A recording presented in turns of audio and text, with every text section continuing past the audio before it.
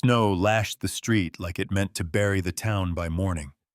Toma Larkins pulled his buffalo hide coat tighter and kept walking head down, boots crunching in the frozen slush outside Romero's forge. His breath came hard and white, curling under the wide brim of his hat, before vanishing into the dark. It was Christmas Eve, though nothing about Silver Butte looked festive. No songs, no candles, just wind, and silence that got into your bones. He wasn't supposed to be here. Not tonight. Not ever if he could help it. But the storm had taken a bad turn, and he was short on coffee bullets and lamp oil. Romero had set aside some goods behind the cantina out back where the wind didn't bite so sharp. Toma figured he'd slip in and out unseen, same as always. The saloon window glowed warm and gold laughter rising behind the walls like smoke. He skirted the corner, stepping through drifts along the alley, boots sinking with every step.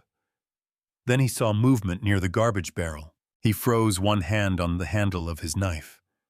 Something small hunched against the wall, too small for a man, too upright for a dog. A tremble ran through it, shaking with the rhythm of cold and hunger.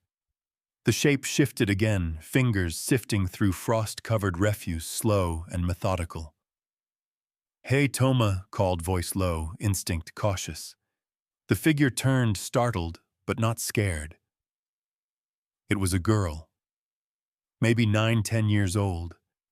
Thin as a fence rail, wrapped in a fraying wool shawl that looked stolen from a wagon seat. Her dress had once been blue. Now it was the color of sky before a blizzard, muted and afraid. Her hair hung in tangled cords stuck to her cheeks by wind and tears. She clutched a crust of bread like it was treasure. Her other hand closed over a frost-bitten apple core. "I ain't stealing," she said, steady and sure, though her voice cracked from cold. "Señor Romero said I could look through the scraps." Toma's jaw tightened. His instinct told him to walk. This wasn't his business. She wasn't his responsibility. But something about her voice, it carried a weight too old for that body. And her face, when it turned into the light, showed something else. She had his son's eyes. "What's your name?" he asked. The girl blinked. "Nayeli." He waited. She glanced down, then back up. "Nayeli Larkins." His chest seized. The wind didn't bite half as hard as the name. Larkins. He staggered a half step, hand slipping from his knife handle to grip the edge of the cantina wall. My mama was Lucia Ortega before she married," Nayeli said. "But she said my real name was Larkins, same as my papa, same as her husband." Her mouth quivered at the last word, but she held firm. Toma couldn't speak. His throat felt scraped raw. "Your papa," he said finally. "What was his name?" "Isaac." Her eyes didn't waver. "Isaac Larkins. He died before I was born. Mama said he died in a mine accident up north. She used to tell me about you. Said you were his father. Said you lived in the mountains like a ghost. Said you were sad, but you were good." The snow seemed to hush the world. Even the saloon laughter faded. Toma heard only the girl's words echoing against a canyon of memory. Isaac had died 15 years ago. An avalanche had taken his wife, Maria Elena. And Isaac, too, at least that's what they'd told him. The wagon had gone off the ridge. They'd only found 2 bodies. He never saw his boy again. He had buried grief in silence, built a cabin far up the ridge, and disappeared.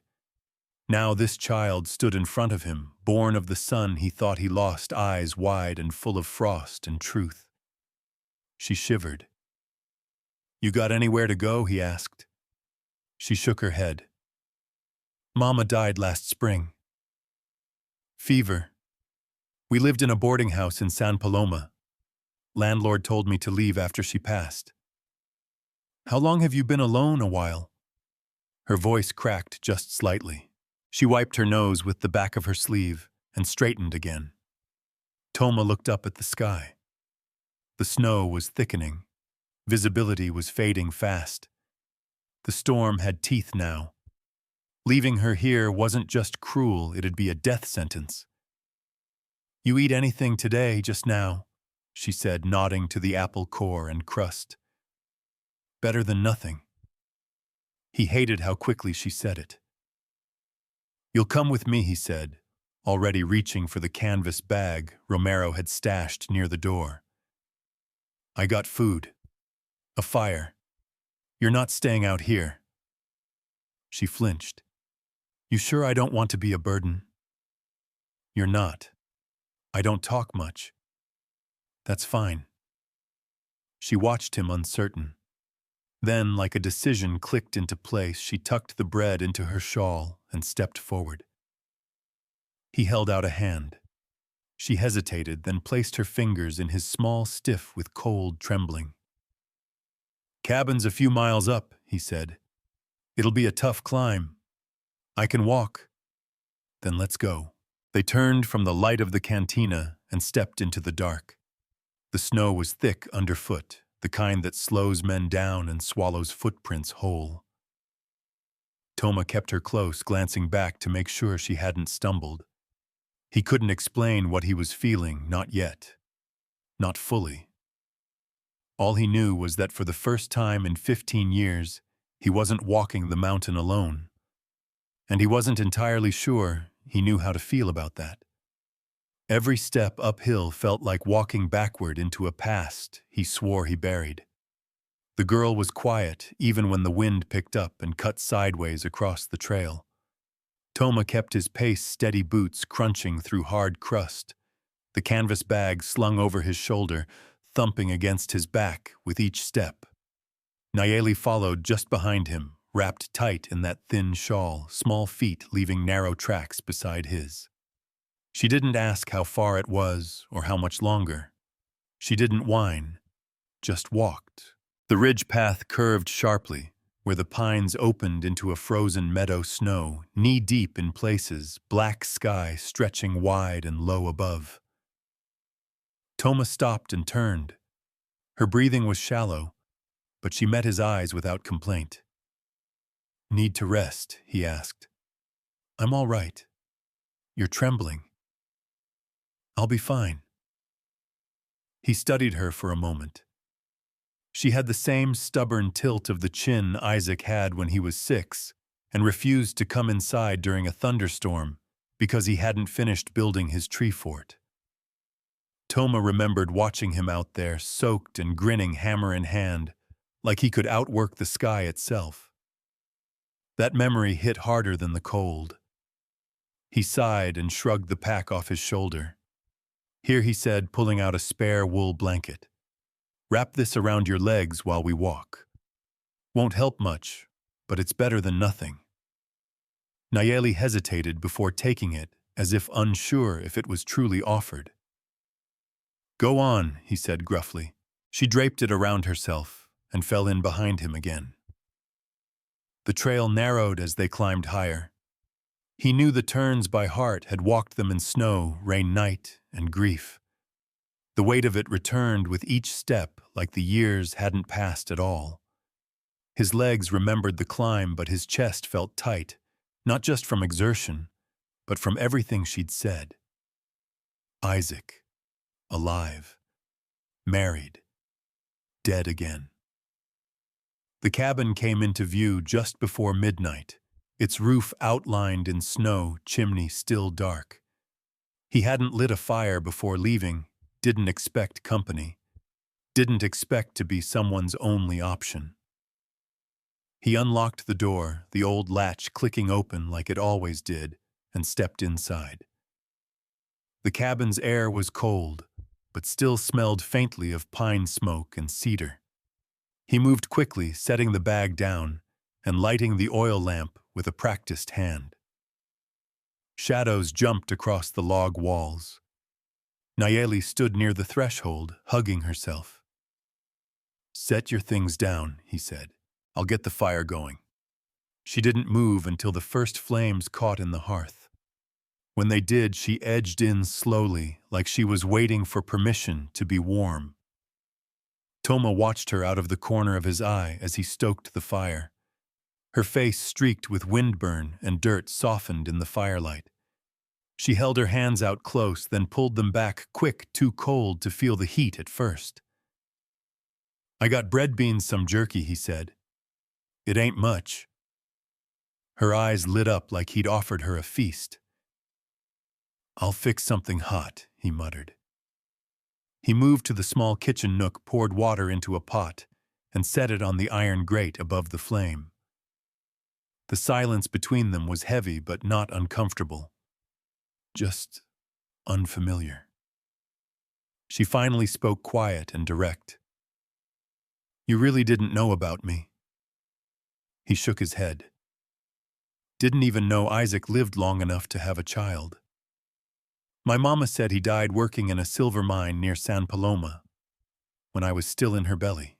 Toma's jaw clenched. He didn't know what to say. It all felt impossible. Isaac had been gone. He'd stood by the broken trail, where the avalanche swept down, heard the search party say it was too late. 2 bodies. Maria Elena and the driver. No sign of the boy. He should have looked harder. Nayeli sat on the floor near the hearth, curling the blanket around her legs. Her face turned toward the flames, shadows flickering across her cheeks. "She used to tell me stories," she said softly, "about the mountains, about a man who lived all alone. Said he wasn't mean, just sad. That what she told you about me, she said you were Isaac's father. That he used to talk about you even when it hurt." Toma turned back to the pot and stirred it slowly, the spoon clinking against the iron. "She said he hoped you'd forgive him someday." Nayeli continued, "Even though he didn't know if you blamed him or yourself." His hand stilled. He looked down into the boiling water and saw nothing but steam. "I blamed everyone," he said finally. "Isaac, myself, the mountain, the snow god." He poured the hot broth into a tin mug and brought it to her. She took it carefully, blowing across the top before sipping. "It's good," she said. It wasn't, but he appreciated the effort. She looked up at him again. "Do you believe I'm his?" He knelt by the fire, his knees cracking as he sat down across from her. "I think I'd have to be blind not to see it. You got his eyes, his stare."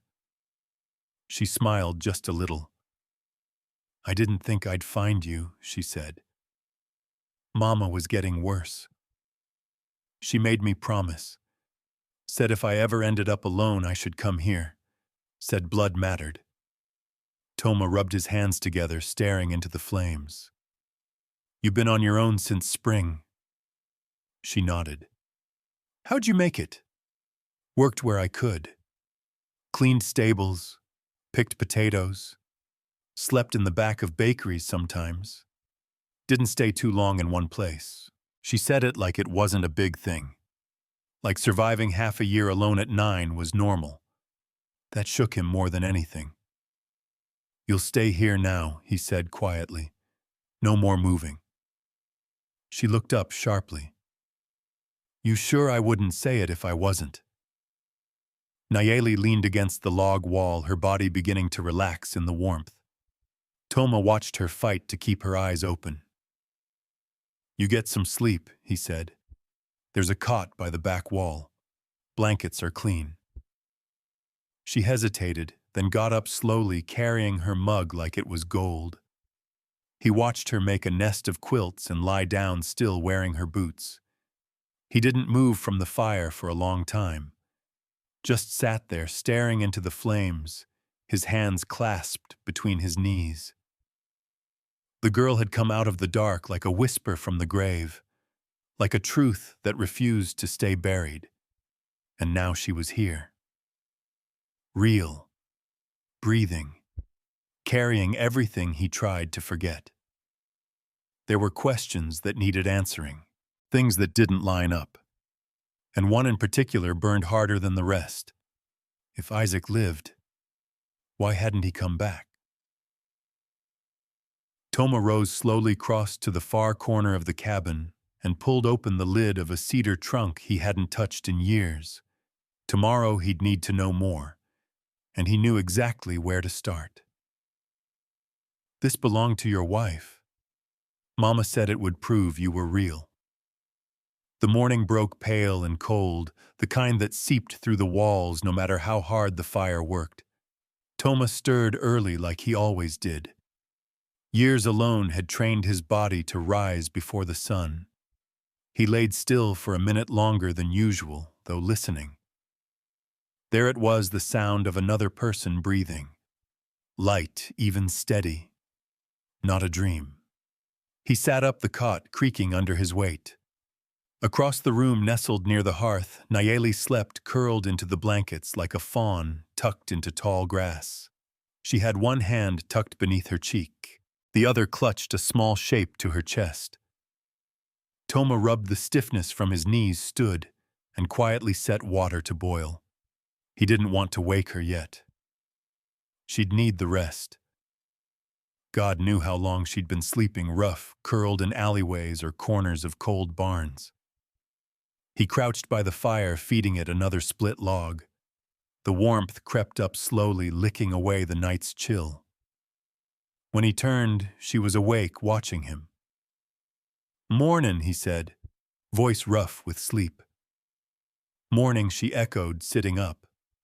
Her hair was still tangled, but her eyes were clear now, less guarded than the night before. She held something in her lap, a small leather pouch. "I wanted to wait till it was morning," she said, "to show you." She reached into the pouch and pulled out a chain. At the end of it hung a silver locket, worn and dulled with time but unmistakable. Toma froze. Nayeli held it out, careful not to let the chain tangle. "Mama said it belonged to your wife." He took it slowly, reverently, as if it might crumble in his hands. The clasp still worked. He opened it. One side held a faded photograph, Maria Elena young, serene, her eyes soft and knowing. The other side cradled a tiny curl of hair, golden brown, tied with a thread. He'd given her this locket on their wedding day. She never took it off. He swallowed. "I thought I buried this with her." Nayeli shrugged gently. "Mama said Isaac kept it. Maybe he took it off before. You know, maybe he wanted me to have it. Mama thought it'd help me find you." Toma ran a thumb over the photo. His hand trembled more than he liked. "This ain't something you'd just come across," he said. "It's hers."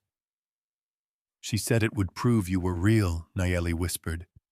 "That the stories were true. That you were alive somewhere." He closed the locket and handed it back. "No," he said. "You keep it." She took it with both hands, nodding solemnly.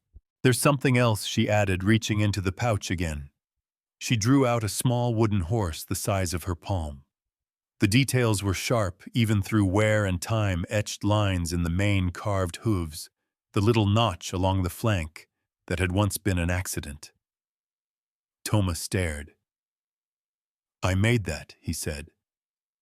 "For Isaac." He reached out and took it, turning it over. His initials were burned into the underside. TL. He remembered shaping the legs with a carving knife by lantern light. Isaac had been maybe 5, full of questions, and too much energy for bedtime. Maria Elena had said, "Give him something to hold, something to keep his hands busy while his mind spins."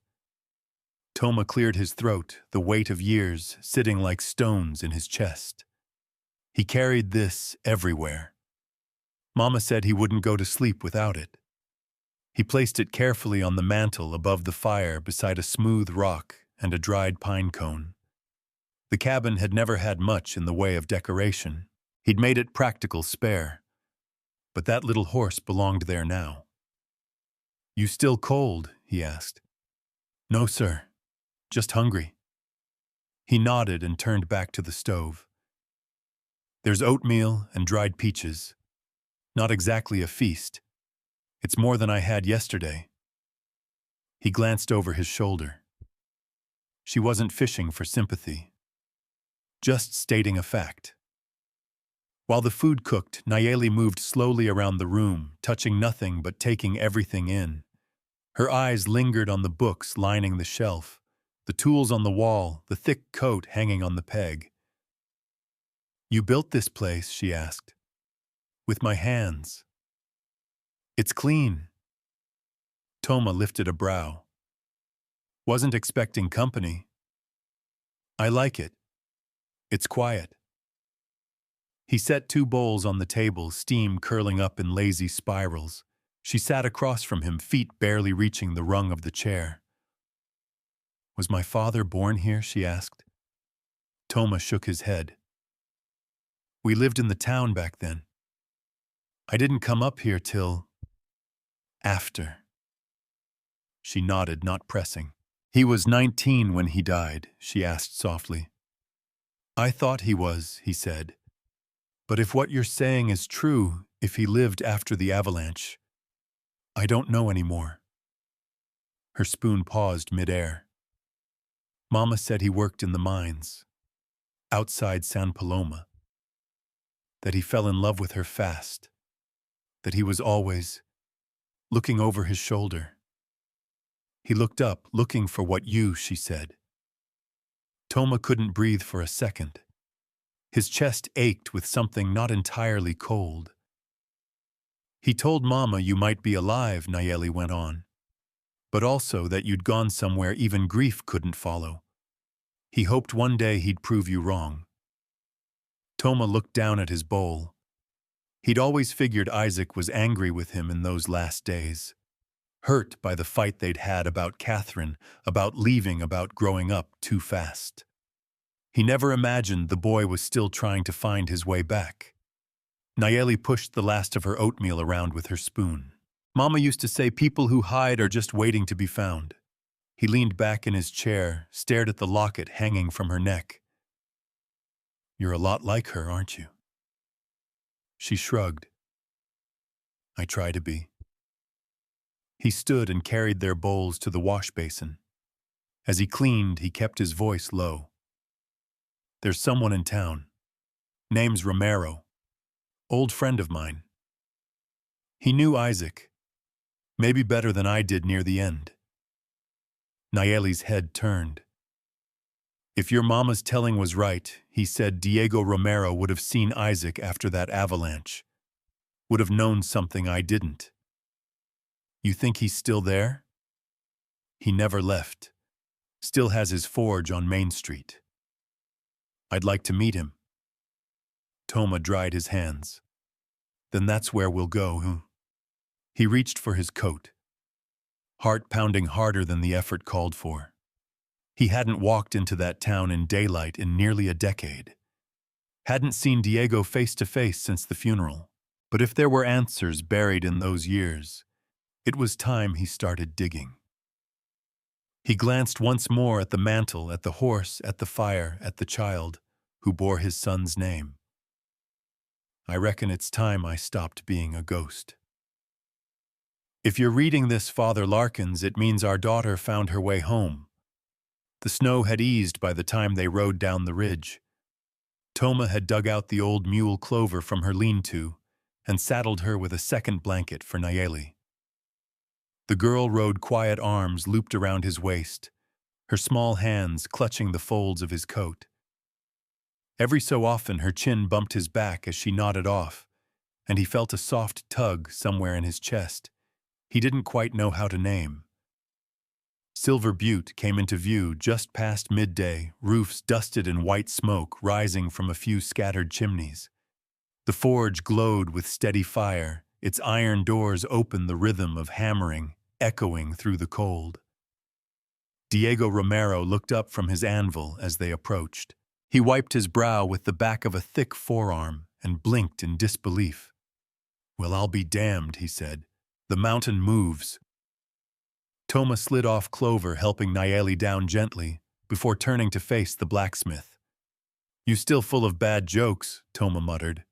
Romero laughed, then stepped forward and wrapped him in a hug so firm it made his ribs creak. "You got older," he said. "Uglier, too." "Would have said the same about you," Toma said. "But I'm polite." Diego pulled back and looked at Nayeli.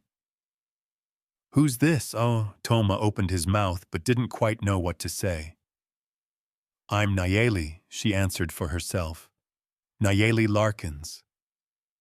Diego's expression changed, slowly, like a man hearing a ghost whisper in his ear. "I know that name," he said. "From a long time ago." "She's Isaac's daughter," Toma said quietly. Diego looked between them. "He told me Lucia was pregnant. That was... Lord must have been 10 years back. I thought she left town. Never saw her again. She didn't leave. She died. Few months ago." Diego's face softened. He always hoped she'd make it back to Silver Butte. Always said he'd bring her up the ridge if things got better. "He didn't," Toma said flatly. "Didn't come back. Didn't tell me he lived." Diego put a hand on his shoulder. "You sure you want to dig through all that? I've got a little girl asking questions. I owe her better than guesses." Diego nodded. "Wait here." He disappeared into the back room of the forge and returned a moment later with a small wrapped bundle. "He gave me this before he left town for good," Diego said. "Said if anything ever happened to him and if you ever came asking..." "This was for you." Toma took it with careful hands. The bundle was wrapped in oilcloth tied with a leather cord. He stared at it for a long beat before undoing the knot. Inside was a folded letter sealed with a red wax stamp, and under it a thin, worn book with cracked edges and a cloth cover the kind Lucia used to keep her sewing patterns in. Toma broke the seal and unfolded the letter. "If you're reading this, Father Larkins, it means our daughter found her way home." He didn't move, didn't breathe. "I've told her stories about you, about Isaac, about Maria Elena. I've done my best to honor what came before her, even when it hurt. You don't know me and maybe you never wanted to. But I knew Isaac. I knew how much he carried. I watched him look north every time the wind changed, and I knew he was searching for something he left on that ridge. I never asked questions. We were poor. We had no time for ghosts. But I know what love looks like, and that boy loved you more than he knew how to say. If you can forgive him and me for keeping Nayeli from you this long, then maybe she can grow up with more than just memories. Maybe she can have a name that means something again. Take care of her. I trust you'll know how. Lucia." The words struck like a hammer, quiet but final. Nayeli came up beside him, peeking over his elbow. "That's Mama's handwriting." He nodded and handed the letter to her. "You keep it." She folded it neatly and tucked it into her coat pocket like it was made of gold. Toma turned to the other item, the cloth-covered book. He flipped it open carefully. Inside were pages of delicate writing numbers and neat columns, Lucia's ledger. Records of sewing commissions, rent, paid food purchased, and a long column marked savings for Nayeli. He scanned the entries. The numbers added up nearly $300 over 6 years, every cent logged with care. The final entry, dated just before Lucia's death, was circled in blue ink, paid to Senor Vidal, final rent plus savings transfer. Claimed he would hold funds for Nayeli's future. Toma's jaw tightened. "Who's Vidal?" Diego's face darkened. "Slippery bastard. Owns a string of buildings in San Paloma. Lucia rented from him. Took over after his uncle died. Folks say he skims. Not enough proof to make it stick. Lucia gave him her savings. So it seems. Toma stared at the ledger. The name Vidal burned through the ink like rot through timber. He stole from her, Nayeli whispered. Looks that way, Diego said. And from you. Toma closed the ledger gently and placed it back in the oilcloth. Then he'll answer for it. Diego nodded, but there was caution in his voice. Just be careful, Toma. Men like Vidal hide behind lawyers and loopholes. You show up with a ledger, he'll laugh unless you've got something ironclad. I've got her, Toma said, glancing at Nayeli. Diego's eyes softened again. Then you've got enough. They stayed a while longer. Diego gave Nayeli a piece of hard candy and told her a story about Isaac fixing a fence with more nails in his thumbs than the boards. She smiled, and for a moment, the firelight caught her face just like it had Isaac's, once bright-eyed and full of silent hope. As the sun dipped low, Toma wrapped the ledger and letter back into his coat and buttoned it tight. They said their goodbyes at the edge of town. Diego gave Toma a long look, one that said more than words ever could. As they rode back toward the ridge, Nayeli leaned into him quiet. Do you believe her? She asked. Lucia, she nodded. I do. And the savings, they were real, just like her. She held on to him tighter. I don't want him to get away with it. He won't. Toma said, his voice flat and steady. Not now. They rode into the dusk as the wind picked up again, curling through the pines like a voice calling something old back to life. Your boy lived, Toma. He loved, he worked, and he waited for you until the end. The forge glowed behind them, throwing long shadows across the snow. Toma gripped the reins tighter than necessary as he and Nayeli rode out of Silver Butte, the bundle containing Lucia's ledger and letter tucked beneath his coat.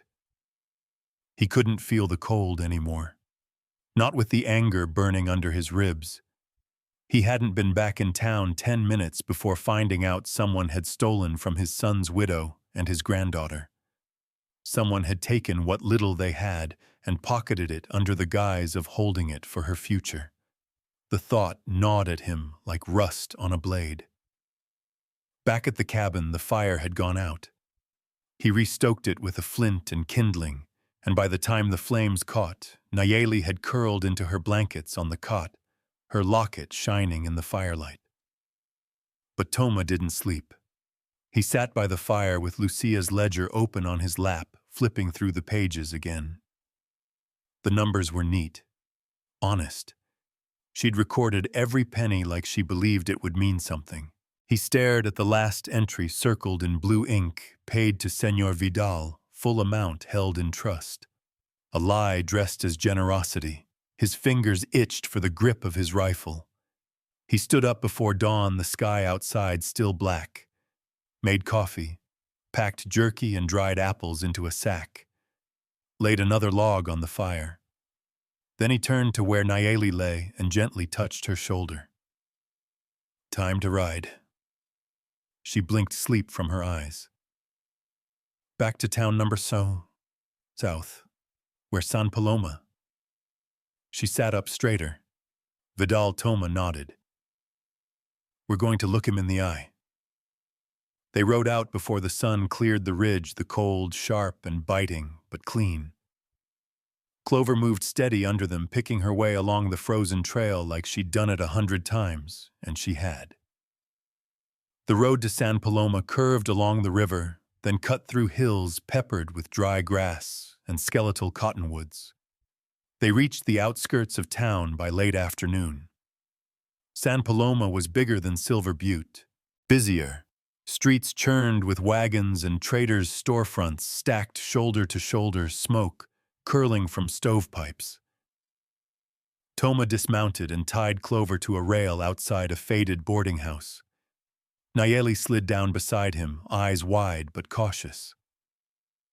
"This is where we lived," she said, pointing to the red brick building with green shutters. "Upstairs. Third room on the left." He looked up at the window. The curtains were different now. Someone else lived there. "You remember where Vidal's office is?" She nodded. 2 blocks down by the bank." They walked in silence. Toma noticed the stares. People gave way for him, his size, his silence, the rawness in his eyes. Nayeli stayed close beside him, chin tucked into her scarf.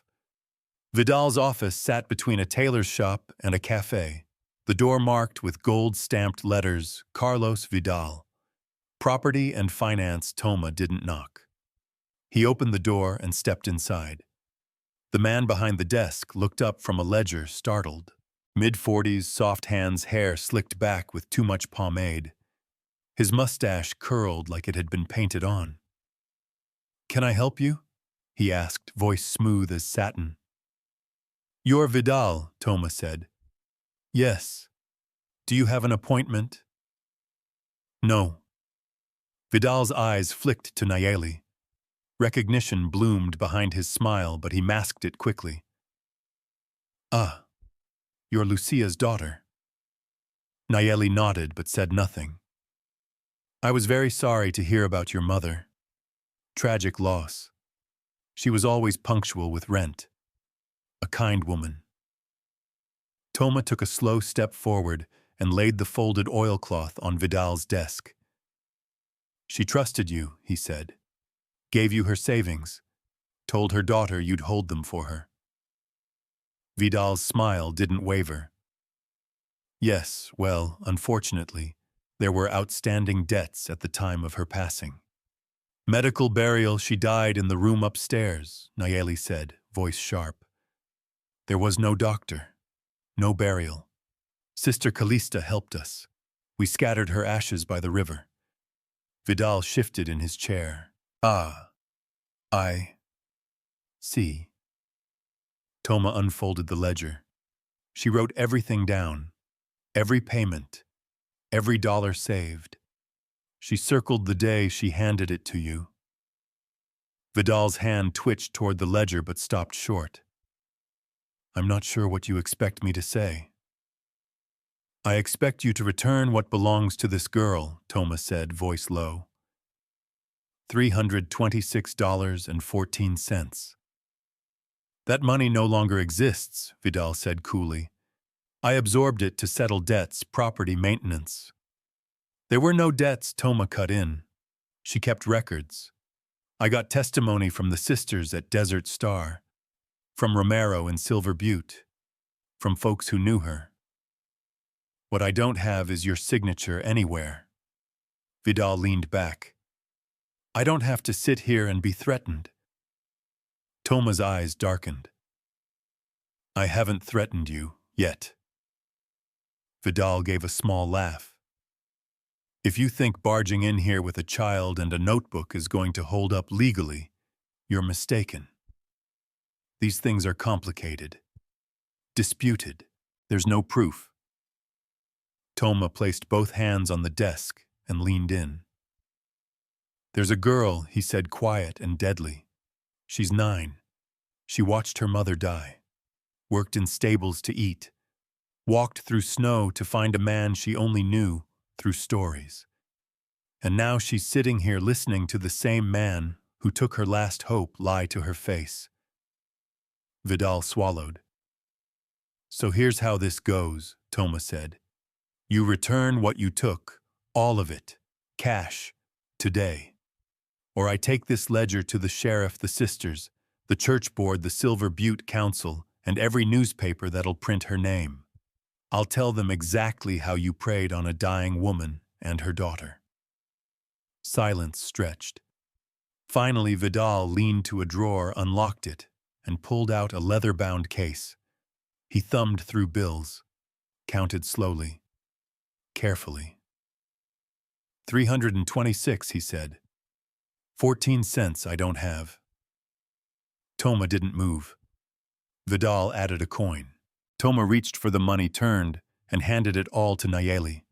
Her hands shook as she took it. "You'll write a receipt," Toma said. Vidal scribbled one wordlessly. When it was done, Toma took Nayeli's hand, nodded once, and walked them out into the street. The sunlight was dyeing gold, spilling across the roofs, casting long shadows over San Paloma. They walked in silence for a block, before Nayeli finally spoke. "I didn't think he'd give it back." Toma looked down at her. "Neither did I." But he knew he was caught. She clutched the bundle tight. "Moma'd be proud." "She'd be more than proud," he said. "She'd be relieved." They passed the red brick boarding house again. Nayeli looked up at the window one last time, then turned away. "Ready to go home?" Toma asked. She nodded. "I'm tired," she said, "but not the same kind." He squeezed her shoulder. "Let's get moving before the cold finds us again." The mountain didn't feel empty anymore. It felt like someone had turned the key in a long-locked door. The trail back from San Paloma was quieter than the ride down. Toma and Nayeli rode side by side for a while, the silence between them easier now filled not with grief or questions, but something else, something lighter. Clover carried them patiently, hooves clapping the hard-packed trail as the pine trees crept back into view. The ridgeline broke the horizon just past midday, and Toma felt the familiar ache in his knees as the climb started. The mule didn't complain, and neither did Nayeli. At the cabin, the door groaned open to stale warmth, the fire burned down to embers. Toma dropped his gear by the door and knelt to stoke the flames again, while Nayeli wandered to the small table and laid out the envelope of bills. She counted slowly, methodically, just like her mother had. $326.14, she said. "Exactly." Toma stood and dusted the soot from his palms. "We'll keep that safe. I've got a strong box in the floorboards. Better hiding spot than the last one, apparently." She smiled at that, just a little. After a hot supper, beans, cornbread, and a pinch of dried sausage, Nayeli settled near the hearth with the ledger in her lap, running her finger down each line of her mother's careful handwriting. Toma sat by the window looking out toward the slope where the last gold light of afternoon washed over the trees. He hadn't felt this kind of quiet in years. Not the empty kind. The peaceful kind. He let his thoughts drift. Lucia's letter still echoed in his mind. "He waited for you until the end." The boy he'd buried in memory had grown into a man, a husband, a father. And even through all that, he'd carried Toma's name. That hurt more than he expected, but in a clean way, like something broken was finally being set right. The next morning brought snow, thick and dry. Toma cleared a path from the porch to the woodpile, while Nayeli swept the cabin floor with more care than anyone her age should know. Later, they went out to gather kindling. Toma handed her a small hatchet, dull-edged but safe. "Think you can split the thinner ones?" she grinned. "Mama taught me how." They worked side by side, the rhythm of chopping and stacking steady and grounding. Toma watched her out of the corner of his eye, how she lined the pieces carefully, how her breath puffed out in little clouds. She was tough, like Isaac, like Lucia. She didn't complain, just did the work. By the time they hauled in the last bundle, the sun was dipping low again. After supper, she sat by the fire, threading a needle through a tear in her shawl. Toma reached up to the mantel and took down the small wooden horse. "I was thinking," he said, "maybe I could show you where I carved this." Her eyes lit up. "You mean in the woods, deeper in, past the old quarry? There's a clearing I used to go to when Isaac was little. Built a lean-to out there once. Just a place to breathe. Can we go tomorrow, if the snow holds?" She nodded eagerly, setting her sewing aside. I've never been that far. It's quiet. You can hear the trees settle when the wind dies. She smiled. I want to hear that.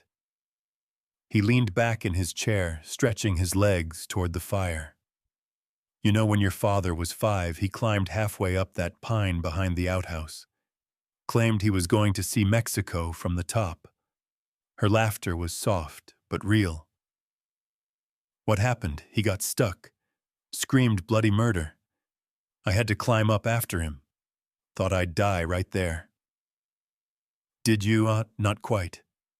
He slipped, landed in the snowbank, started laughing, like it was all part of the plan.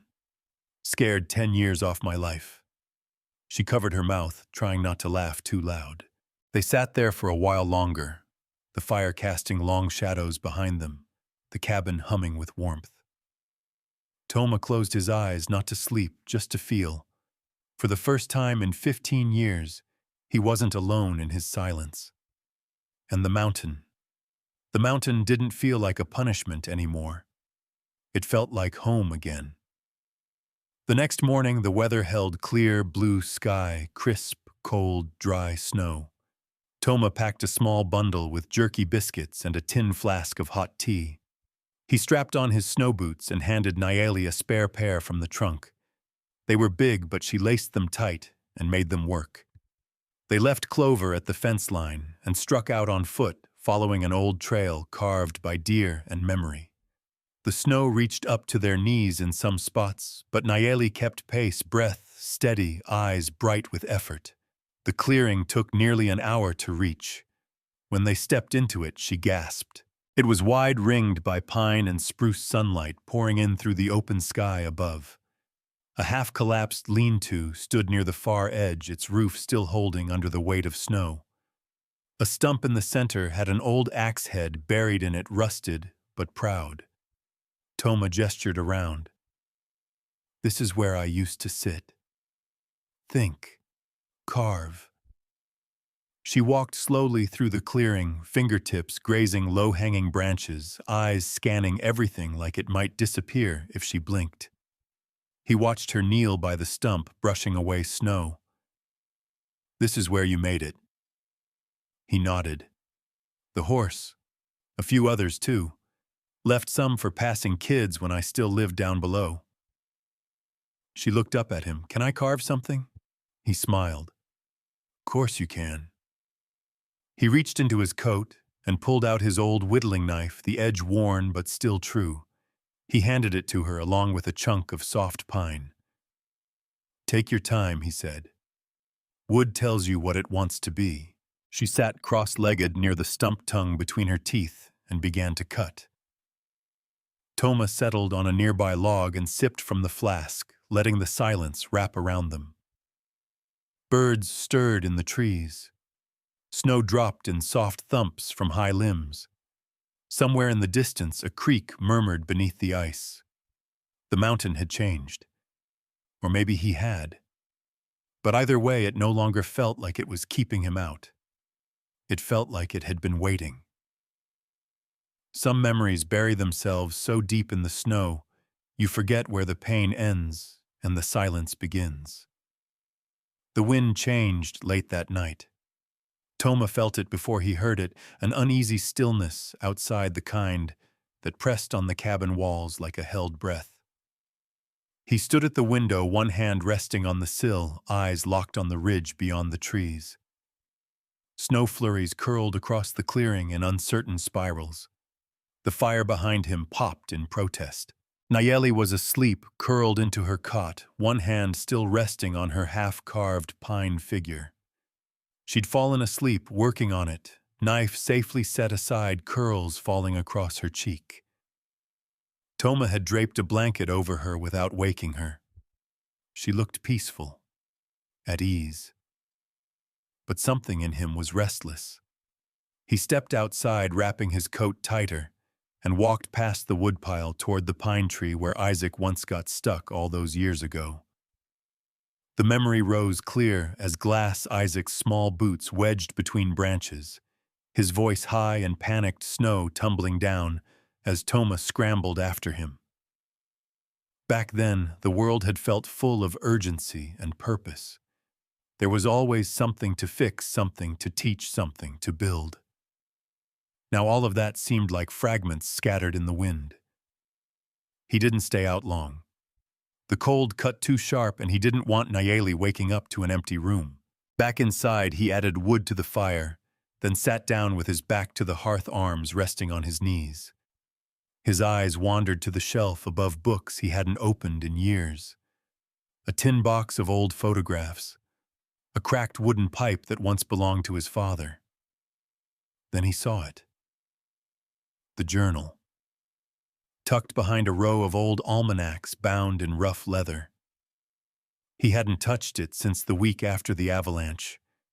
He pulled it down slowly, the weight of it familiar. When he opened it, the pages smelled faintly of ash and cedar. The first few entries were neat dated. Notes about trail repairs, trapping routes, supplies for the winter. Then came the entry after Maria Elena and Isaac disappeared. The snow took everything. I don't hear anything but wind now. I thought I saw his tracks yesterday. Probably just a deer. Toma turned page after page, each one heavier than the last. He had written through his grief like a man trying to tie his pain to words so it wouldn't drown him. But the words never saved him. They just marked time. Then he came to one entry that stopped him cold. Diego said there was a chance the boy made it to the lower trail. I told him not to speak of it again. I couldn't bear hope. I couldn't bear another lie. He stared at it. He hadn't remembered writing that. He hadn't remembered denying hope. A quiet sound behind him made him turn.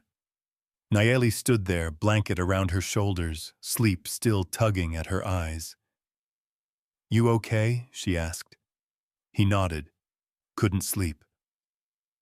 She padded over and sat down beside him, knees pulled up under her blanket.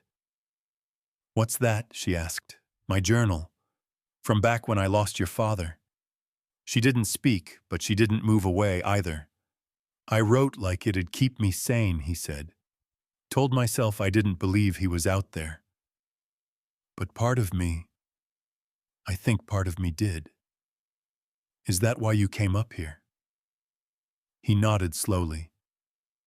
I thought if I stayed quiet long enough, the noise inside me would stop. She rested her chin on her knees. Mama used to say silence isn't empty. It's just full of things we're too scared to say out loud. He looked at her. She was smart. She missed him every day, even when she laughed, even when I was born. Toma looked back down at the journal. I wish I'd met her. You kind of did, she said, smiling. You met her heart. They sat there in silence, the kind that wrapped around the soul instead of pressing down on it. Then softly, Nayeli asked, Do you think he knew what, that you still loved him? Toma's voice caught in his throat. He forced himself to speak. I don't know. She reached out and touched his hand. I think he did. He closed the journal and set it on the hearth beside them. I want to show you something, she said, suddenly standing. She crossed to the cot and brought over the carved figure she'd been working on. It was rough in places, edges still needing shaping. But Toma could see it clearly now, a horse strong-legged head tilted in motion. You did that in one day, he asked, impressed. She nodded. It's for you. I want to leave it on the mountain. He raised an eyebrow. Why? For him, she said. For Papa. I thought maybe it'd help both of us. His chest tightened. Yeah, he said. It might. The next morning, the storm had passed. The snow was clean again, a white sheet unbroken across the landscape. They packed light, just the carving a canteen and a small wooden cross Toma made after breakfast. The trail to the overlook was steep, but neither of them spoke much as they climbed. The higher they went, the more the world seemed to stretch out below them, towns shrinking to specks, trees becoming rivers of dark green under white frost. They reached the edge of the bluff just as the sun split through the clouds. Toma knelt in the snow, driving the small cross into the frozen ground. Beside it, Nayeli placed the wooden horse, tucking it carefully between stones to keep the wind from stealing it away. They stood side by side, breath forming small clouds, eyes fixed on the horizon. "Papa's somewhere in this wind," Nayeli whispered. Toma nodded. "And in you." The wind shifted again, not harsh this time, just steady, like a breath released, like a voice carried far. And in that moment, Toma realized something he hadn't let himself believe until now. Isaac hadn't died a boy. He'd lived. He'd loved. He'd become a man. And part of him, some bright, stubborn part, had made it home after all. Grief changes a man, but choosing to stay broken, that's a different kind of death. Toma didn't return to the cabin that night. Not right away. After they left the bluff, Nayeli had gone ahead on the trail, careful but steady, her breath rising like smoke in the crisp air. She was quiet, worn from the climb, her boots dragging in the snow, but she hadn't complained. She was brave that way. He'd told her he'd catch up. Instead, he turned off the trail and followed a path he hadn't walked in over a decade, a thin ridgeline to a rocky outcrop overlooking the valley basin. It was where he went the day after the avalanche, the day he buried his future and cursed the sky. The same wind swept the edge, now cold and sharp, but he didn't feel the sting.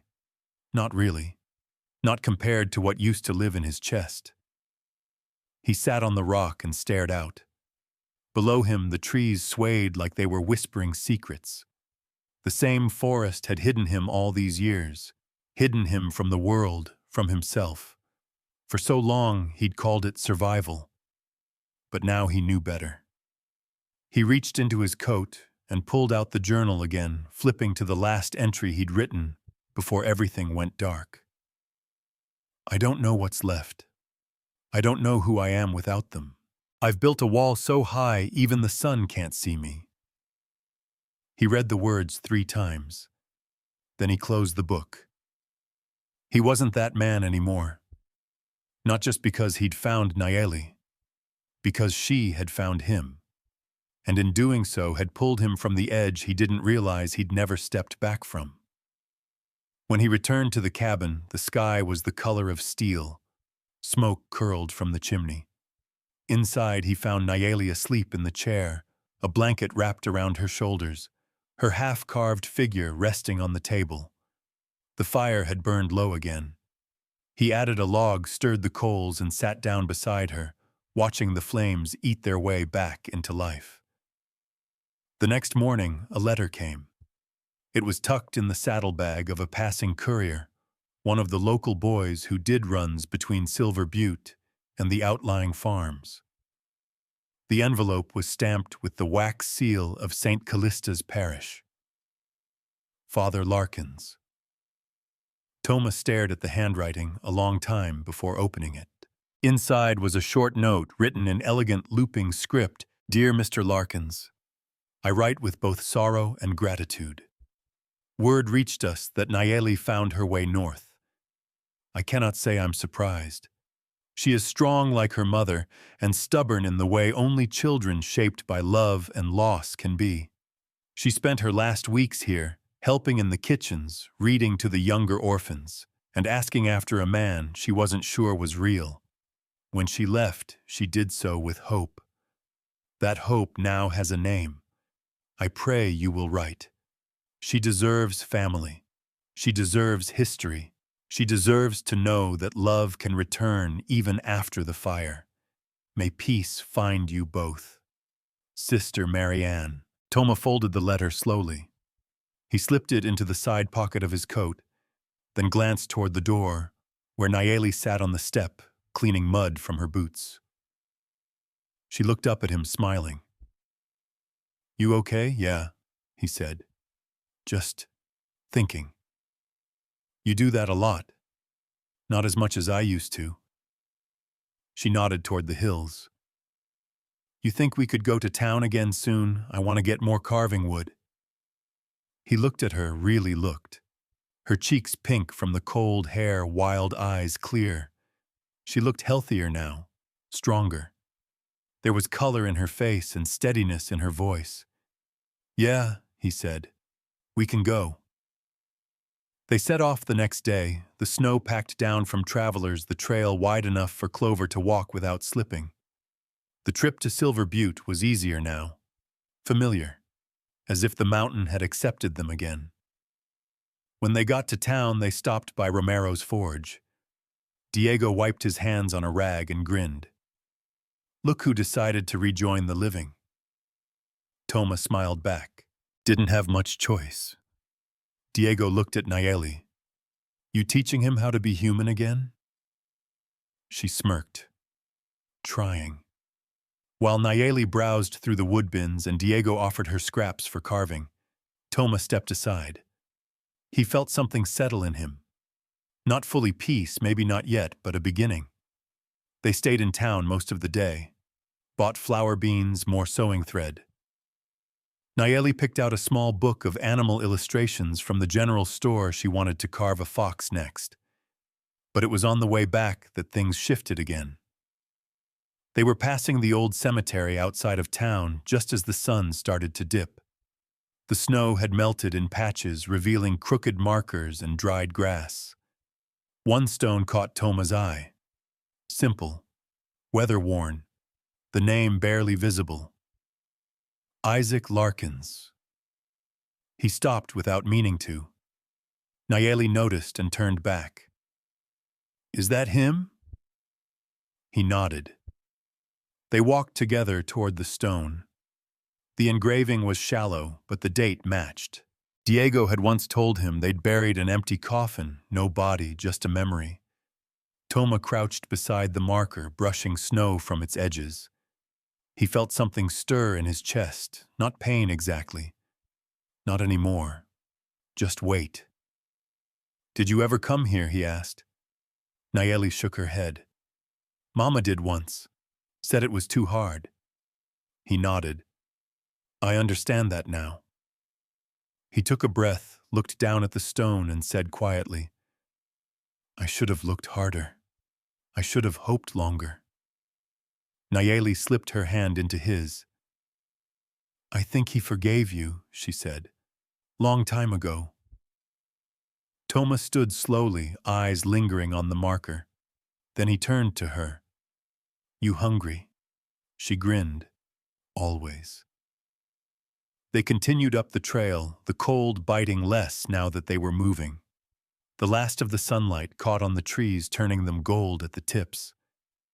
When they reached the cabin again, Toma made stew with dried venison and potatoes. Nayeli sat by the fire, her fox carving already started shavings falling around her feet like curled snowflakes. Later, as they ate in silence, she looked up at him. Do you think you'll ever leave the mountain again, for good? Toma didn't answer right away. He looked out the window at the stars just starting to prick the sky. Maybe, he said, if the right reason came. She nodded, then asked, Can I write to Sister Marianne? Tell her I'm okay, course you can, he said. I'll help you. And in that moment, in the firelight, in the warmth of a quiet room that used to feel like a tomb, Toma realized something else. Grief might change a man, twist him, break him, but he didn't have to stay broken. Not if someone kept reaching for him through the dark. Sometimes the hardest part of healing is believing you deserve it. The snow started to melt. It happened quietly, as it always did, first in streaks along the edges of the cabin roof, then in soft puddles where the sun touched bare ground. The woods around them changed, shedding their white skins. Small birds returned to the branches, calling to each other in short, hopeful chirps. Even the wind shifted, less sharp, more restless. Toma stood at the edge of the clearing, arms crossed, watching the stream near the base of the ridge finally break free from its icy prison. Water ran in trickles at first, then in bursts, gurgling down through stone and root, like something waking from a long sleep. Behind him, Nayeli was reading aloud from her new book, curled near the fireplace with her fox carving halfway done. Her voice floated out through the open window, soft and steady. He listened without letting on. She'd started doing that a few days ago, reading out loud mostly for herself, but maybe also for him, like she was claiming space in the silence that used to swallow the place whole. Inside the cabin it felt warmer, brighter. It wasn't just the changing season. It was her. That evening they sat together at the small table after supper, the fire crackling behind them, the lamplight dancing in lazy circles on the walls. Nayeli folded a piece of paper in half, then smoothed it flat. She dipped her pen into the inkwell and began to write. The letter was to Sister Marianne, just like she'd promised. She paused every few lines, chewing her lip, then scribbled a few more words with careful strokes. Toma watched, sipping coffee from a tin mug. He didn't interrupt. It was her letter, her voice. All he had to do was give her the space. When she finished, she held it up. "You want to read it?" He shook his head. "Only if you want me to." She smiled. "Then I'll read it to you." She cleared her throat and began. "Dear Sister Marianne, I'm safe. The mountain is cold, but not mean. It's quiet, but not empty. I live with Toma now. He's not what I thought, but he's better in the ways that matter. He listens even when he doesn't know what to say. I think maybe he's learning how to be alive again." She looked up. Toma met her eyes, throat tight. "I miss Mama," she continued. "I think I always will. But I'm not lost anymore. And neither is he." She lowered the letter, cheeks flushed. "That's all so far." "It's beautiful," he said. She nodded. "I'll seal it tomorrow." "Can we bring it to town?" "Course we can." She smiled, then stood and slipped the letter under her pillow. After she went to bed, Toma stayed at the table staring at the fire. The words repeated in his mind. "I'm not lost anymore. And neither is he." That night he didn't dream of snow. He dreamed of light, of voices in the trees, of laughter from a cabin window. 2 days later, they made the trip to Silver Butte. The trail was easier now, the snow mostly melted. Streams crossed the path in places, but Clover picked her way around them with sure steps. Nayeli handed her letter to the courier at the general store, grinning as he tucked it into his satchel. "Want to go see Diego?" she asked. "In a bit," Toma said. "I want to stop by the chapel." She blinked. "The church." He nodded. "I owe someone a visit." They walked the short distance across town, past the livery, past the bakery, where the smell of fresh bread rolled out onto the street. The chapel sat on a small rise, whitewashed and simple, a bell tower rising above the roof. Inside it was quiet. Empty pews, dust motes drifting in the light through high windows. Toma removed his hat and stepped forward. Nayeli followed him down the center aisle, stopping near the altar. Her eyes roamed the stained glass. One panel showed a shepherd kneeling beside a lamb. Another showed a pair of hands catching rain. Toma didn't kneel, but he stood still a long time, jaw tight, eyes fixed on the wooden cross above the altar. "I blamed him," he said quietly, "for everything." Nayeli didn't speak. She didn't have to. "I thought if I was quiet long enough, if I hurt long enough, maybe that would be enough punishment. Maybe it'd make up for what I lost." She reached for his hand. He let her take it. "You think that's what he wanted?" she asked. Toma shook his head. I think I stopped believing in anything that might want something good for me. And now he looked at her. Now I've got a reason to try. When they left the chapel, the air smelled of damp earth and wood smoke. Spring was coming fast now. It didn't feel like the end of something. It felt like the beginning. They walked back toward the forge, and Diego greeted them with his usual smirk. Nayeli went inside to pick through his new wood pile, and Toma lingered at the door. Diego gave him a look. "You look different. Feel different." Diego nodded. "About damn time." They stood in companionable silence for a moment, before Diego said, "You still planning to stay up on that ridge forever?" Toma watched Nayeli laughing over a crooked piece of cedar. "Don't know," he said. "Depends on her." Diego grinned. Smart answer. When they returned to the cabin, it was nearly dark. The sky above the trees was streaked in pink and violet, and a soft wind blew across the clearing. That night after supper, Nayeli brought out another carving. This one smaller, a bird, wings tucked, head bowed. She handed it to him without saying anything. He turned it over in his hands. "What's this one called?" She looked down. "Forgiveness." Toma felt something catch in his throat. He stared at the little bird, and then at her. "Is it for me?" She nodded. He set it gently on the shelf above the hearth beside the horse, beside memory. Then he turned and pulled her into a hug. Not a light one, not a careful one, a real one. She didn't pull away. And for the first time since the mountain had taken everything from him, Toma Larkins believed he was allowed to come back to life. Some reckon justice is a clean bullet. But the kind that matters most is the kind you live through. The sun was high when Toma heard the first shout echo across the trees. It came from the south ridge, sharp and desperate. A man's voice cracking from cold or fear or both. Toma froze the axe, still buried halfway into a log.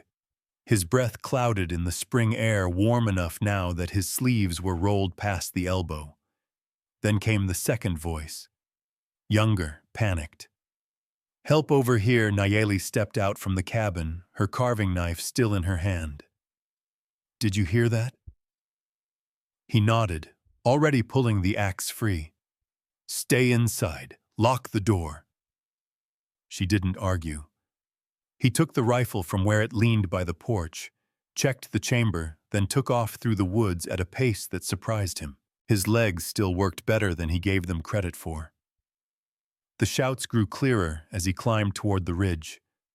The terrain here was rough, broken trees, jagged stones, hidden snow, still packed in shadows. But he knew it well. Every twist of it, every break in the trail.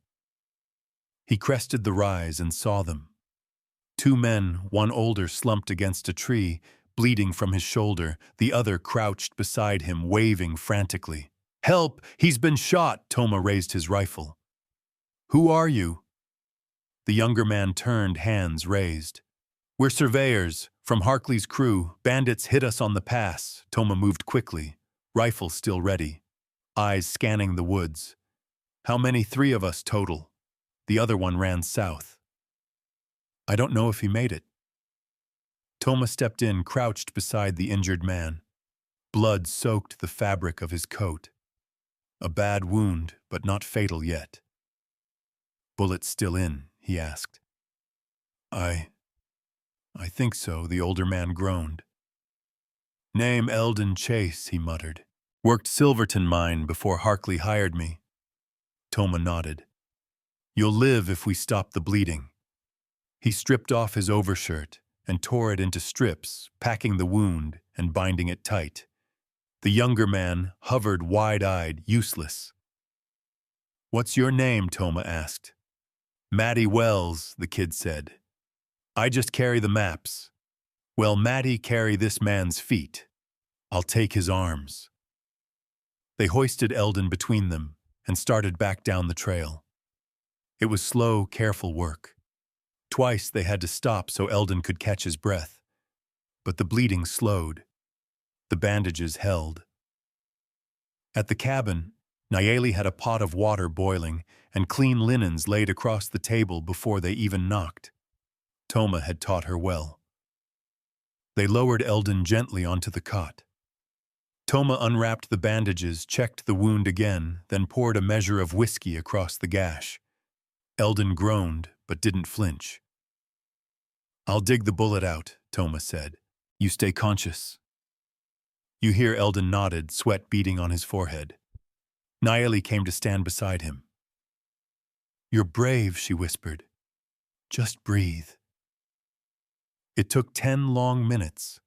Toma's fingers were steady even when the tweezers slipped. When the bullet clinked into the tin pan, the room went silent except for Eldon's ragged breathing. Toma rewrapped the wound tighter this time, then stepped back. "You'll keep the arm," he said, "if infection don't get in." Eldon nodded faintly, eyes already sliding shut. Maddie sank into a chair, face pale. "Thank you. I don't know what would have happened." "What happened on the ridge?" Toma asked. "We were cutting lines surveying for the new mining claim. Boss wants to run a cable tram over the South Valley. We'd camped overnight near the pass. Early morning, 3 men rode in. Said we were on their land. No warning. Just started firing." "Did you see their faces?" Maddie shook his head. "Scarves. But one had a silver spur. Right side. Kept jingling." Toma leaned against the wall, jaw tight. Silver spur. That narrowed it. He looked to Nayeli. "Watch them. Keep water on the stove. I'll be back before dark. You're going after them." He nodded. "Don't want them doubling back."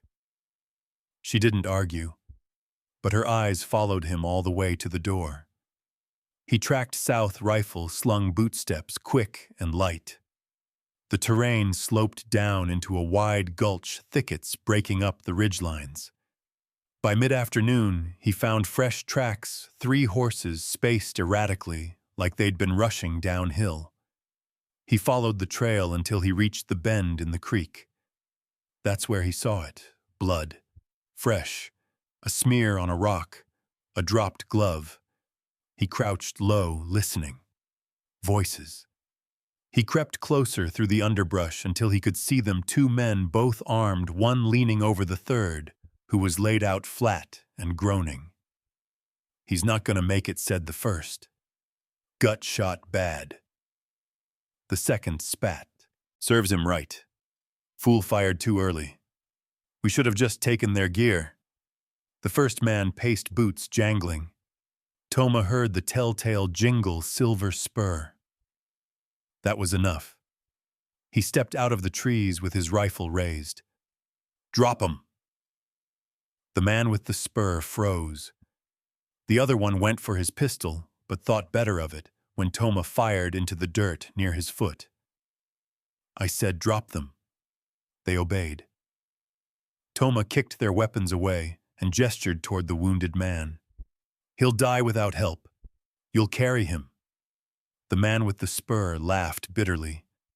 "You think we're just going to follow you?" Toma leveled the rifle. "I'm not asking." They walked back under Toma's watchful eye, dragging their partner through mud and brush. By dusk, they reached the cabin again. Nayeli stepped out, face unreadable. "They tried to kill Eldon," Toma said. "They'll answer for it." She nodded once and stepped aside. He locked the 2 men in the shed out back after stripping them of their coats and weapons. Then he tended to the third, already slipping toward death. Toma gave him water, a clean blanket, and a prayer he didn't speak aloud. By morning, the man was gone. Maddie and Eldon were stronger. Eldon sat up with help, eyes clearer now. He didn't ask what happened. He didn't need to. Toma rode into town with the two bandits at the end of a rope line. The sheriff met him on the steps, eyes wide. "Well, hell," he said. "You brought in Jess Cray and Bennett Duke. Add attempted murder to their charges," Toma said, "and theft of federal survey property." The sheriff nodded, already unlocking the jail. As they were led inside, the one with the silver spur turned back. "You ain't law," No, Toma said. "But I live here, and you made that my problem." Back at the cabin, Nayeli was chopping vegetables for soup, humming softly. Eldon sat beside her, watching like he couldn't quite believe any of it. Toma stepped inside and shed his coat. "You did the right thing," Nayeli said. He nodded, sinking into a chair. "Justice takes a steady hand," he said. "But it don't always need a badge." She smiled at him. "I like your kind better. Family isn't always blood. Sometimes it's the ones who stay even when they could have walked away." The snow was long gone now, washed away by warm rain and sun that lingered longer each day. The trees wore new green, and the trail to the lower ridge smelled of sap and damp earth. Birds had come back in droves, finches, robins, the odd crow calling from the high limbs. The mountain had shifted again quietly, like it always did with the seasons. But inside the cabin, something else had changed. Eldon Chase was still recovering, arm wrapped tight, his shoulder stiff. He moved slower, but his voice was steadier now, and the man had taken to helping Nayeli with her carving between resting spells. He wasn't much of an artist, but he had patience, and that counted for a lot. Maddie had turned out to be more useful than expected. Once the fear wore off, he proved to have a sharp eye for detail. He'd started mapping out new paths on the mountain, little trails and gullies Toma had used for years, but never named. Said he wanted to do something with it all, maybe make maps for the county. Toma had shrugged at first, but the kid kept at it. It felt less like they were guests now and more like they belonged. Toma stepped out early that morning to chop wood as he did most days, but paused when he saw the porch. Someone had left something bundled in cloth, tied with twine. He knelt and untied the string. Inside were tools, well-worn but good ones. A carving, set a few brushes, a leather roll of fine blades, and a note written in cramped, careful handwriting. "For the girl who makes things beautiful. Keep going." It wasn't signed. Toma looked toward the trees, then back at the tools. Nayeli would be thrilled. She was sitting near the fire when he brought them in, trying to shape a small raccoon out of a block of cedar. The moment she unwrapped the bundle, her face lit up like morning. "These are real tools," she whispered, eyes wide. He smiled. "They are. Where'd they come from? Does it matter?" She ran her fingers along the blades, careful, reverent. "No," she said softly. "It doesn't." After lunch, Toma helped Eldon down the steps and out into the sun. They sat on the porch for a while, sipping watered whiskey, watching as Maddie tried to fix the broken fence rail near the mule pen. He wasn't doing a great job, but he was trying. Eldon chuckled. "Boy swings a hammer like it owes him money." Toma leaned back, arms crossed. "He'll learn. Time does that to most folks." Eldon glanced over. "Heard from Sister Marianne this morning. Nayeli showed me the letter. Said you haven't written back yet." "I haven't." "You planning to?" Toma was quiet for a long moment. "I want to. Just not sure what to say." Eldon sipped.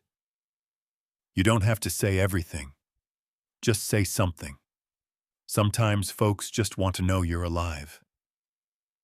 That night, Toma stayed up after the others turned in. The fire was low, the room quiet. He pulled out a blank sheet of paper and stared at it. Then he began. "Sister Marianne, thank you for what you gave her, for keeping her safe. I don't know what I'm doing most days, but she doesn't seem to mind. She calls me family. I'm trying to be worthy of that.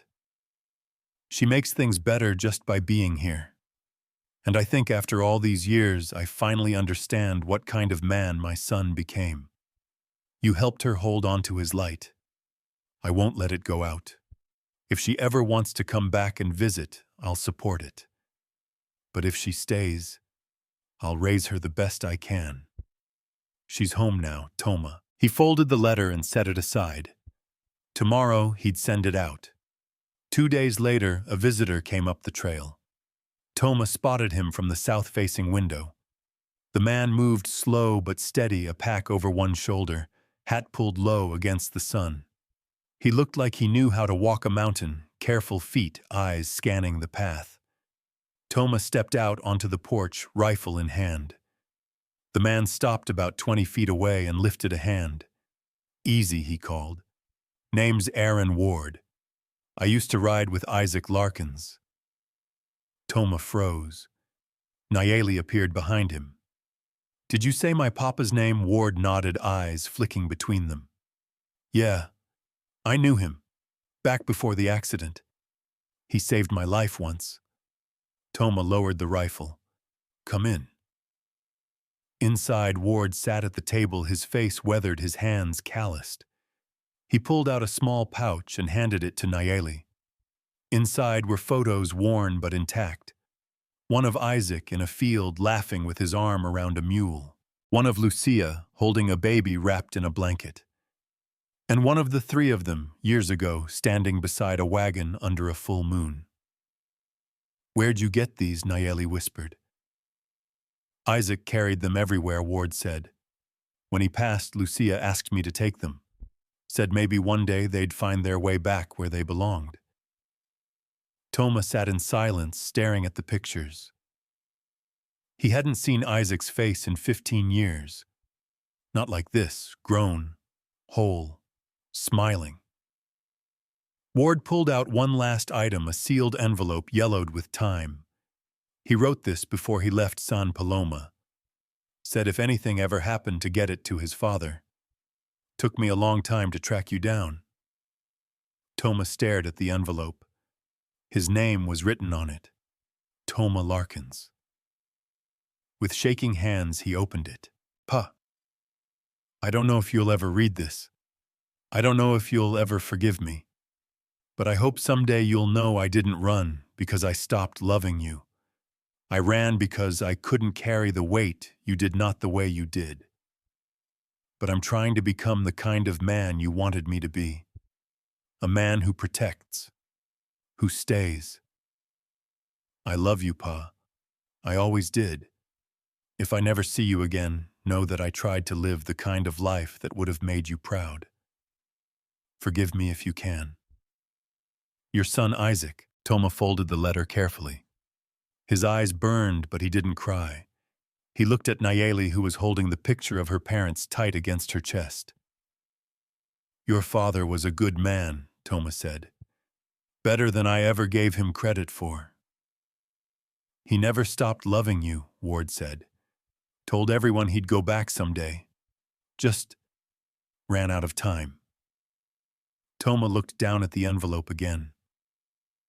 The years hadn't erased the pain, but they'd reshaped it into something bearable, something honest.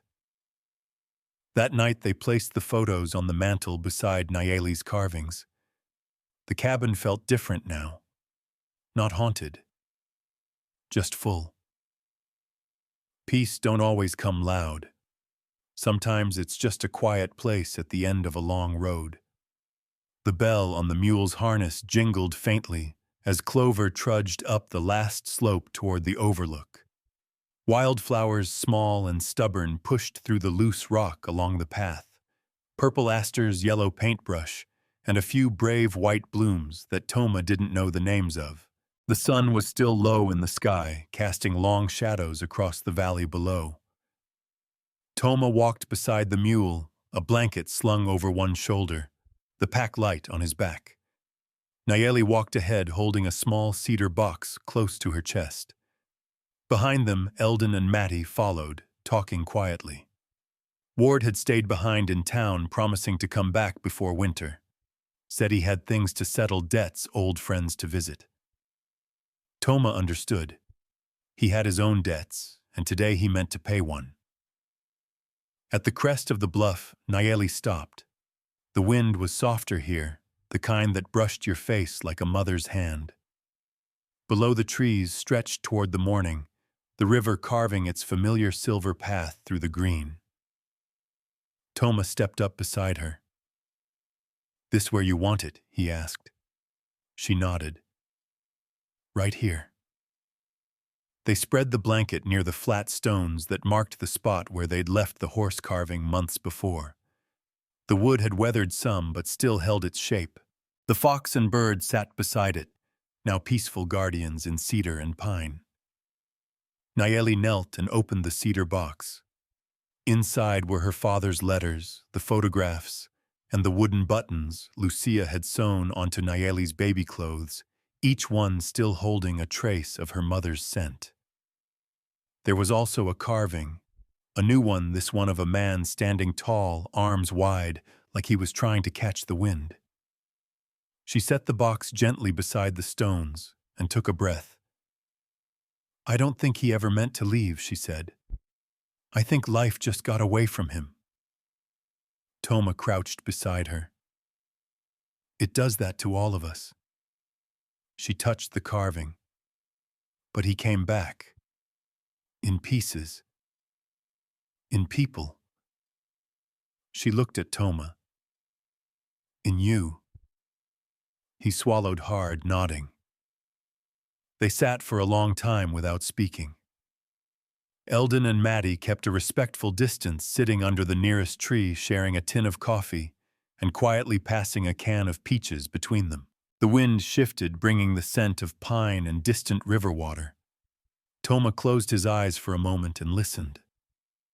"I used to think peace was something you fought for," he said. "Something you earned through blood or grit." Nayeli didn't speak. He opened his eyes and looked at her. "But maybe it's simpler than that. Maybe peace is just finding a place where your ghosts can sit beside you and not scream anymore." She nodded slowly. "I like that better." They stayed until the sun was high, casting golden light across the stones. Then they covered the box with a flat rock Toma had carried up from the creek bed, smooth, heavy, solid. He etched it himself the night before with the initials IL and a small image of a pine tree. No dates, no grand words, just a mark to say, he mattered. He's here. On the way back down, Maddie ran ahead with Clover, talking about how he might build a shelter at the halfway point, just a little lean-to maybe for folks passing through. Eldon grumbled about it being a waste of good wood, but he smiled while he said it. Back at the cabin, the afternoon settled soft and slow. Nayeli wrote another letter, this time to herself. She said to open when she turned 18. Toma didn't ask what she wrote. That was hers to keep. That evening, as the fire burned low and the sky turned to velvet, Nayeli pulled a tin from her trunk. Inside were buttons. Dozens of them. Old ones, smooth and cracked. Some wooden, some bone. A few shiny glass ones that caught the light. These were Mama's, she said. She used to say every button was a promise. A way to keep things closed when the world tried to pull them apart. She handed him one, a small one, dark green, worn smooth at the edges. "I want you to have this," she said. He turned it over in his fingers. "What promise does this one hold?" She smiled. "That we'll stay. That this, us, it's not going anywhere." He looked at her, and the warmth in his chest didn't hurt like it used to. "I'll keep it safe." That night, long after the others had gone to sleep, Toma stepped outside. The stars stretched wide above, clearer than they'd been in weeks. The forest was alive with night sounds, owls calling, the distant rustle of deer. He sat on the porch, the button still in his hand, and breathed in the stillness. He didn't dream of snow anymore. He dreamed of pine needles underfoot, of hammers on wood, of laughter carried on the wind. He dreamed of a girl with her mother's strength and her father's fire who carved her way through grief and left beauty behind. He dreamed of forgiveness, not as a thing given, but as something shared. In the morning he'd rise and patch the roof before the spring rains came. Nayeli would carve at the table, Matty would keep drawing his maps, and Eldon would likely argue with a squirrel about who owned the last apple. And Toma would move through it all, not as a man hiding from the world, but as a man who had rejoined it. Not because the hurt was gone, but because he'd stopped running from it. And in that quiet place where the wind no longer howled but whispered, Toma Larkins found what he'd been searching for all along. Home.